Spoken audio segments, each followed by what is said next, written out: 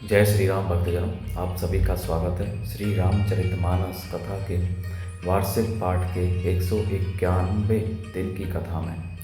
श्री रामचरितमानस वार्षिक पाठ में हम प्रतिदिन 3 दोहे और मंगलवार के दिन 6 दोहे पढ़ते हैं, जिससे हमारी संपूर्ण रामायण 1 वर्ष से पहले 11 महीने में पूर्ण हो जाती है। श्री रामचरितमानस श्री तुलसीदास जी द्वारा रचित एक महान ग्रंथ है, जो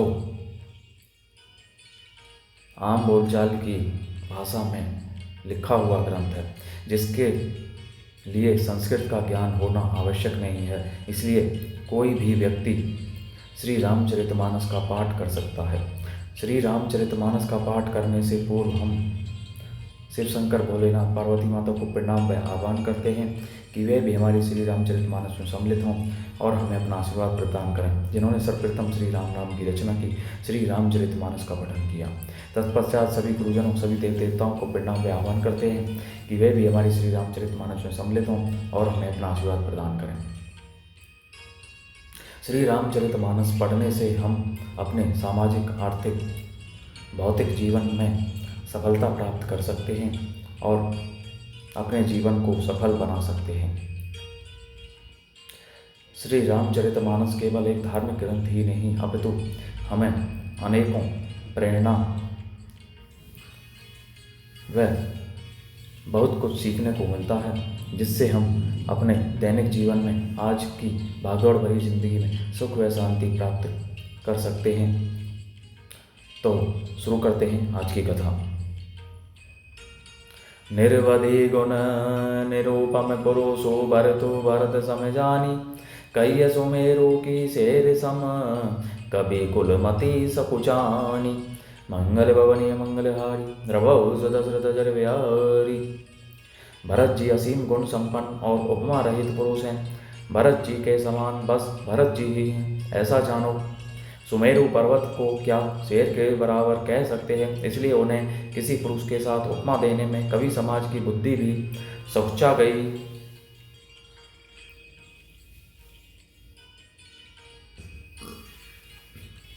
अगम सभी बरनत बर बरनी, जिमी जले मीन गमु धरनी। भरत अमित महिमा सुनु रानी, जाने ही रामू ने सके बखानी। हे श्रेष्ठ वर्ण वाली, भरत जी की महिमा का वर्णन करना सभी के लिए वैसे ही अगम है, जैसे जल रहित पृथ्वी पर मछली का चलना। हे रानी सुनो, भरत जी की अपरिमित महिमा को एक श्री रामचंद्र जी ही जानते हैं, किंतु वे भी उसका वर्णन नहीं कर सकते। भरनी सह प्रेम भरत अनुभाव, तिय जिय की रुचि लखी कह राव। बहु रही लखनु भरतु बन जाहि, सब कर भल सबके मन माहि। इस प्रकार प्रेम पूर्वक भरत जी के प्रभाव का वर्णन करके फिर पत्नी के मन की रुचि जानकर राजा ने कहा, लक्ष्मण जी लौट जाएं और भरत जी वन को जाएं, इसमें सभी का भला है और यही सबके मन में है। देवी परंतु भरत रघुवर की, प्रीति प्रीति दी जाई नहीं तर की। भरतु अवधि सने ममता की, यद्यपि रामो सीन समेता की। परंतु हे देवी, भरत जी और श्री रामचंद्र जी का प्रेम और एक दूसरे पर विश्वास बुद्धि और विचार की सीमा में नहीं आ सकता। यद्यपि श्री रामचंद्र जी समता की सीमा है, तथापि भरत जी प्रेम और ममता की सीमा है। परमारथ स्वारथ सुख सारे, भरत ने सपने हूँ मन हूँ निहार्य। साधन सिद्धि राम पगने हो, मोही लखी परत भरत मत ए हो। श्री रामचंद्र जी के प्रति अनन्य प्रेम को छोड़कर भरत जी ने समस्त परमार्थ, स्वार्थ और सुखों की ओर स्वप्न में भी मन से भी नहीं ताका है। श्री रामचंद्र जी के चरणों का प्रेम ही उनका साधन है और वही सिद्धि है। मुझे तो भरत जी का बस यही एकमात्र सिद्धांत जान पड़ता है। भोरे हूँ भरत ने पहली आई, मन सहूँ राम रजाई। करिय ने सोचू सने बस, कहे भूप बिलखाई। मंगल भवन मंगलहारी, द्रवौ सुदशरथ जर बिहारी। राजा ने बिलख कर प्रेम से गद गद होकर कहा, भरत जी बोलकर भी श्री रामचंद्र जी की आज्ञा को मन से भी नहीं टालेंगे, अतः स्नेह के बस होकर चिंता नहीं करनी चाहिए। राम भरत गुण गणत सह प्रीति, निशी दंपति पलक समीपीति। राज समाज प्रात जुग जागे, नहाई नहाई सुर पूजने लागे। श्री राम जी और भरत जी के गुणों की प्रेम पूर्वक गणना करते कहते सुनते पति पत्नी को रात पलक के समान बीत गई। प्रातःकाल दोनों राज समाज जागे और नहा नहा कर देवताओं की पूजा करने लगे। गे नहाई गुर बही रघुराई, बंदी चरण बोले रुक पाई। नाथ पर तो पुरजन में तारी, शोक विकल बन बास दुखारी।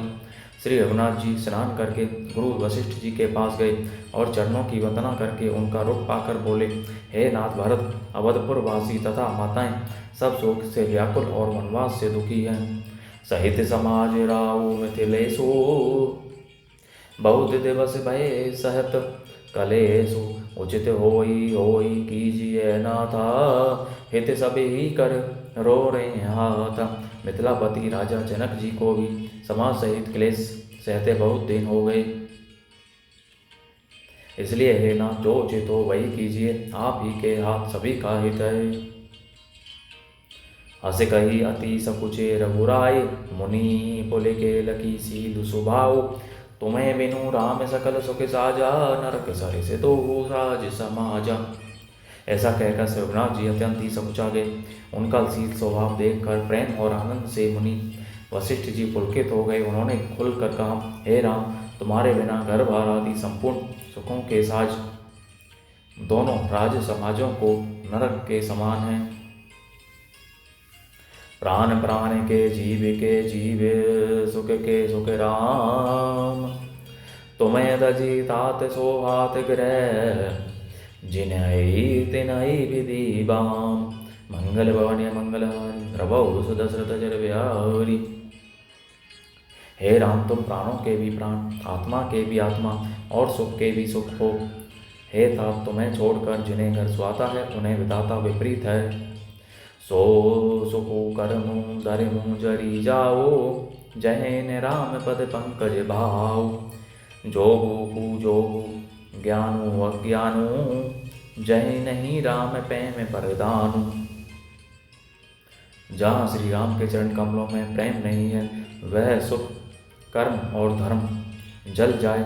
जिसमें श्री राम प्रेम की प्रधानता नहीं है, वह योग कुयोग है और वह ज्ञान अज्ञान है। तुम्हें बिनु दुखी सुखी तुम्हें तेई, तुम्हें जानहूँ जिय जो जे ही के ही। राउर आए सुसिर सब ही के, विदित कृपाल ही गति सबनी के। तुम्हारे बिना ही सब दुखी हैं और जो सुखी हैं वे तुम्ही से सुखी हैं। जिस किसी के जीव में जो कुछ है तुम सब जानते हो। आपकी आज्ञा सभी के सिर पर है। कृपालु, आपको सभी की स्थिति अच्छी तरह मालूम है।